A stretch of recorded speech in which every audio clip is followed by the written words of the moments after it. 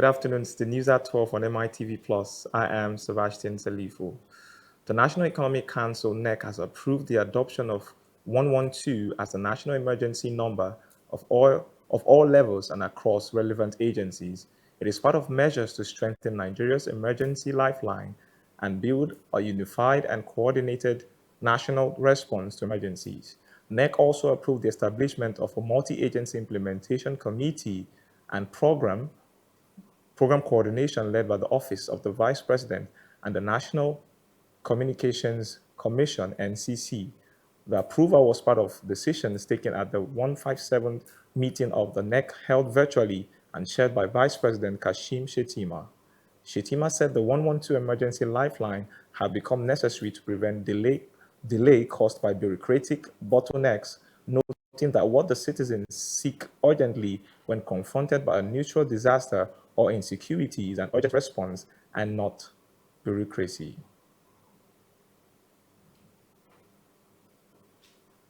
Vice President Kashim Shettima has cautioned political actors against actions that could fracture party unity ahead of the 2027 general elections, urging leaders, aspirants, and supporters to conduct themselves with restraint and maturity during the emerging political season.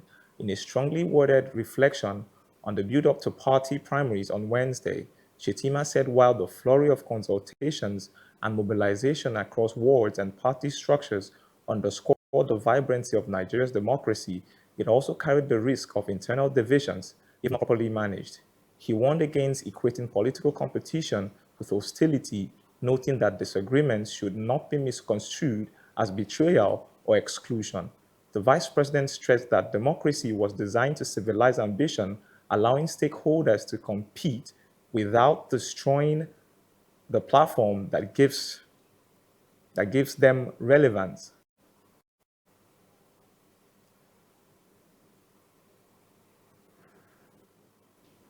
First Lady Oluremi Tinubu has launched the distribution of palliatives to vulnerable households across 19 northern states and the Federal Capital Territory ahead of the Eid al-Adha celebrations.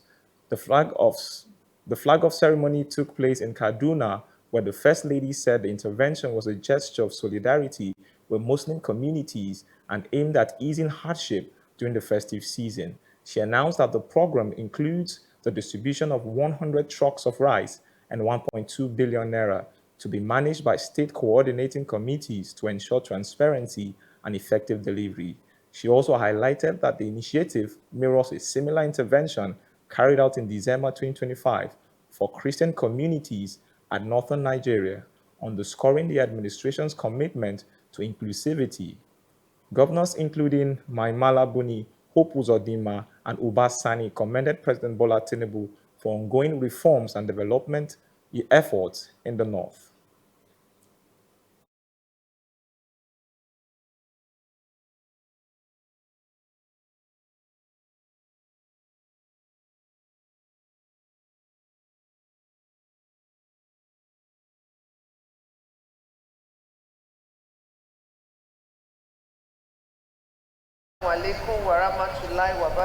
Continue to shoulder the responsibility of preaching the message of peace.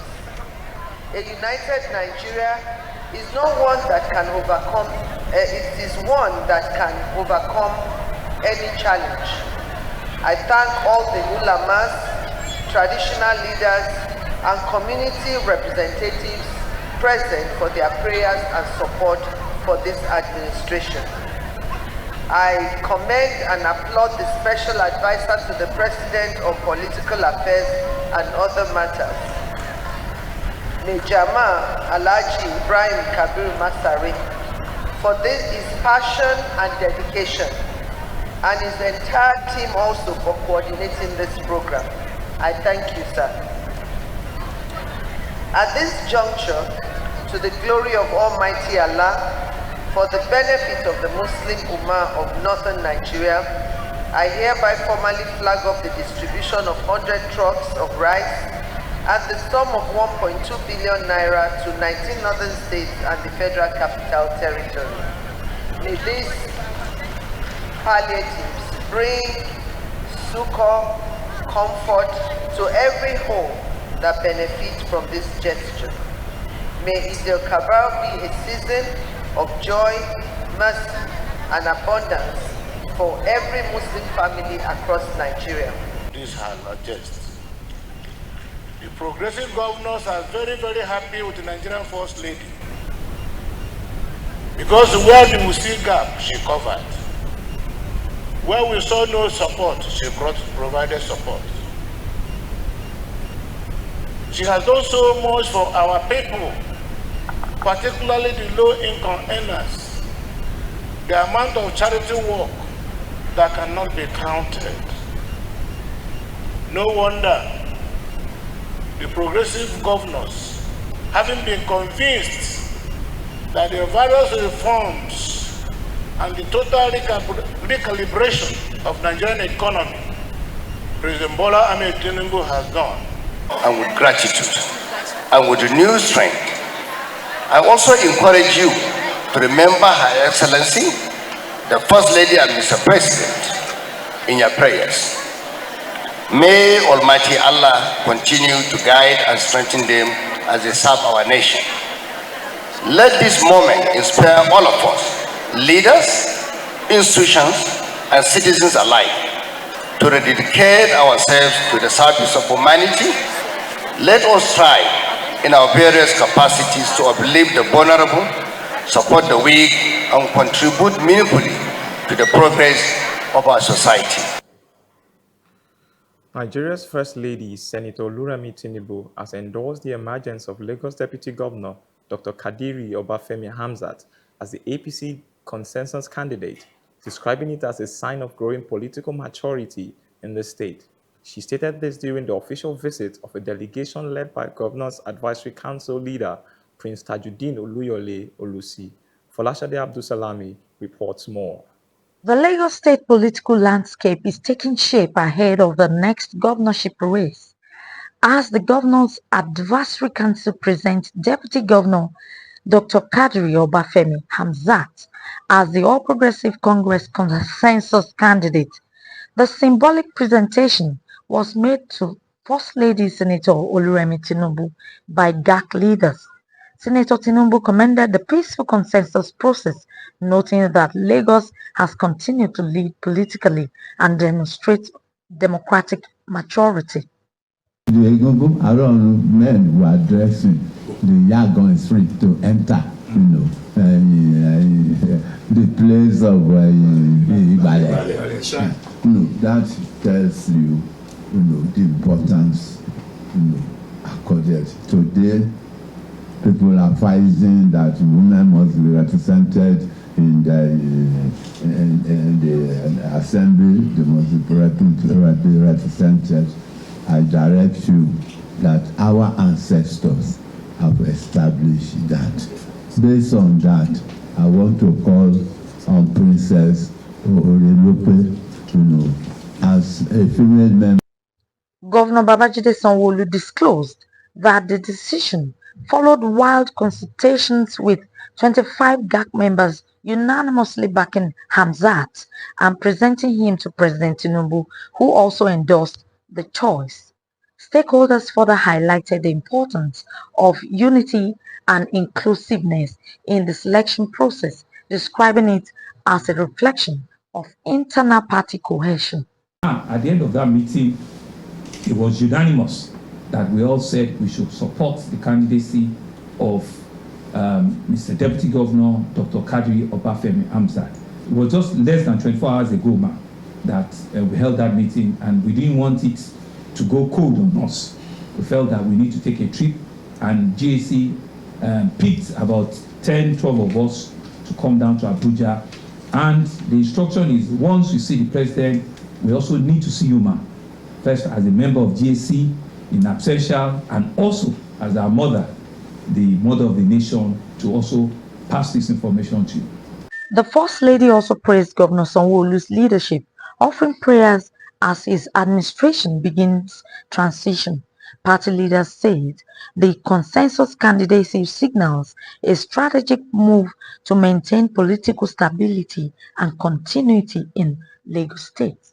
And you've added the first. and it's so peaceful.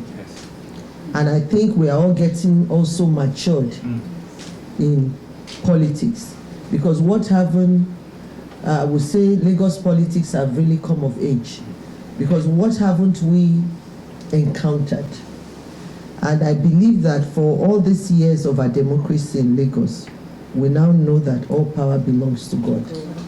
Folashade Abdusalami, MITV Plus News.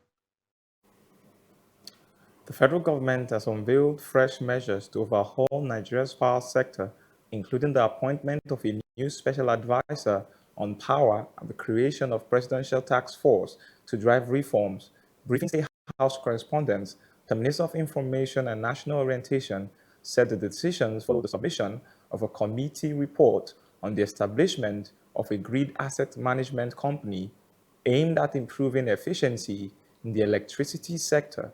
He announced that President Bola Ahmed Tinubu has approved the appointment of Larry Babalola as special advisor on power. Babalola, a former minister of power, is expected to play a key role in implementing reforms. The Federal Executive Council also approved the constitution of a high-level presidential task force on power sector reform to be chaired by the president. The task force will focus on addressing long-standing challenges in electricity generation, transmission, and distribution. Membership of the committee includes key ministers such as finance, petroleum resources, industry, trade and investment, information, and the Attorney General of the Federation, alongside representatives of power generation and distribution companies. To listen to you today, I have to be put in the power sector. Therefore, this power sector has a new task force. It's called Task Force on Power Sector Reform. Mr. President himself will be the chairman of that committee, and the newly appointed special advisor on power, Mr. Larry Babalola, will sit in from time to time for Mr. President. There are other members of the committee. One is the Honorable Minister of Finance and Coordinating Minister of the Economy, the Honorable Minister of State Gas, Honorable Minister of Industry, Trade and Investment, Honorable Minister of Information and National Orientation, the Attorney General of the Federation and Minister of Justice, the Chairman of NEC, Nigeria Electricity Commission, is also a member, and there is also one member representing the GENCO, the Generating Companies of Nigeria, and then another member representing DISCO. Health experts and civil society groups are raising alarm over excessive salt consumption in Nigeria, warning of its link to rising cases of hypertension and other non-communicable diseases. They are now calling for urgent government action and increased public awareness to address what they describe as a growing health crisis. Comfort Olayinka reports. Nigeria's escalating health concerns linked to high salt intake have come under renewed scrutiny as stakeholders push for decisive action to curb the trend. At a media training organized by Corporate Accountability and Public Participation Africa, experts highlighted the dangers of excessive sodium consumption, describing it as a major driver of non-communicable diseases across the country. A representative of the Federal Ministry of Health and Social Welfare, Dr. Femi Stephen, revealed that Nigerians consume nearly double the recommended daily sodium intake set by the World Health Organization. He added that this contributes significantly in the country's high hypertension rate, currently estimated at 38% amongst adults. One of the alarming numbers that we have is that we are consuming about 3.9 grams of sodium per day per person, as against the recommended 2 grams. So that's about double the expected consumption of sodium in our diet in the country. So I think the government has taken a leap forward to reduce this burden, and we are eager to get the populace together to work with the country to demand low salt foods or consume low salt foods in our diet. Other health expert Joseph Akio also pointed out that current sodium guidelines lack legal backing, urging authorities to move from voluntary compliance to enforceable regulations. Globally, targets have been set as mandatory maximum limits as far as salt is concerned in the different food groups. So the amount of salt that is acceptable in bakery products is different from the amount of salt that is acceptable in other products. So in the interest of health and in the interest of sanitizing our food environment and making what gets on our plate healthy, there is a mandatory maximum limit that has been set by the World Health Organization, in the different food groups. It will interest you to know that in Nigeria, we already have salt guidelines as per how much salt is acceptable in the different food groups, But guidelines are not enforceable. Guidelines is soft law. Facilitators at the training also charged the media to intensify public education efforts and hold both government and the food industry accountable. Last year, the Nigerian government reflected on the problem and launched national sodium reduction guidelines as part of a comprehensive strategy to combat non-communicable diseases by setting salt targets for priority food categories. The guidelines, the nutrient profile models, and the push for mandatory front-of-pack warning labels are confirmed steps and tools towards a healthier Nigeria. However, as good as those initiatives are, they are the risk of derailment if the public does not understand them, if the media does not hold powerful corporations who want to interfere and derail them accountable. As the country grapples with the silent health threats, experts say reducing salt consumption could play a critical role in saving millions of lives. Comfort Olainka, MITV Plus News, Abuja. The Independent Corrupt Practices and Other Related Offences Commission, ICPC, has filed fresh criminal charges against former Kaduna State Governor Nasir El-Rufai and 7 others over alleged fraud and money laundering linked to a 10.8 billion naira CCTV security project in Kaduna State. According to court documents filed at the Federal High Court in Kaduna on 17 April, the ICPC brought 11 counts under the Money Laundering Prevention and Prohibition Act 2022, ex-Commissioner of Information in Kaduna and Chairman of Liberty Television, Alhaji Tijani Ramalan, in a post on his Facebook page, said El-Rufai and the 7 accused persons will face the new charges soon. Besides, the commission alleged that El-Rufai approved the award of an 8.68 billion naira CCTV contract in December 2015 to a company it claims lacked the required competence. The National Union of Air Transport Employees, NOAT, has accused Turkish Airlines of illegally terminating the jobs of some of its Nigerian staffs without following due process. NOAT's president, Ben Nabwe, in his May Day address in Lagos to commemorate the 2026 Workers' Day celebration, obtained by The Guardian yesterday, condemned the airline's arbitrary termination of its members, describing the action as a violation of Nigerian labor laws and international conventions.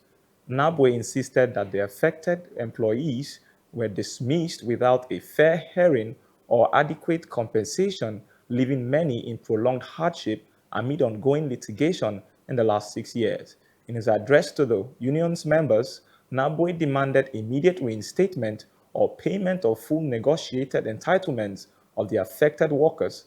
Despite the ongoing litigation on the issue, the union has called on the relevant authorities to investigate the airline and sanction it if found wanting in the actions against Nigerian workers. Now on the foreign news, workers are gathering in cities around the world to mark International Labour Day. Trade unions are calling for solidarity and the protection of workers' rights as the United States-Israel war on Iran and rising energy costs raise concerns about the global economy. In Indonesia, Said Iqbal, the president of Indonesian Trade Union Confederations, told reporters workers are already living paycheck to paycheck. Some of the largest demonstrations are being held in South America, including Chile, Bolivia, and Venezuela. In Argentina, angry workers protested on Thursday in the capital of Buenos Aires over President Javier Milei's recent overhaul of long-held labor protections. In Cuba, the foreign ministry held a gathering on Thursday in defiance of what it called the US's aggression, threats, intensified blockade, and energy siege. Some of the largest demonstrations are being held in South America, including in Chile, Bolivia, and Venezuela. In Argentina, angry workers protested on Thursday in the capital of Buenos Aires over President Javier Milei's recent overhaul of long-held labor protections. More commercial flights have been departing from Iran's largest airport following its reopening last week. Iranian authorities announced the resumption of flights at Imam Khomeini International Airport after approximately 58 days of suspension since the launch of the US-Israel war on Iran. Flight information boards also went offline after the closure of Iran's airspace for weeks.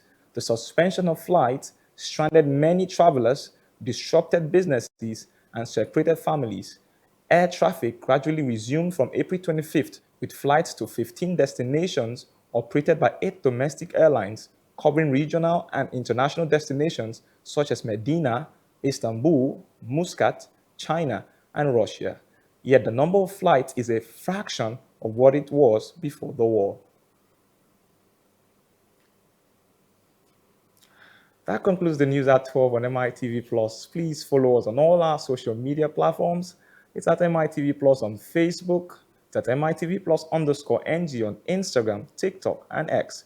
You can also watch our programs live on YouTube at MITV Plus _NG. I am Sebastian Salifu. Good afternoon.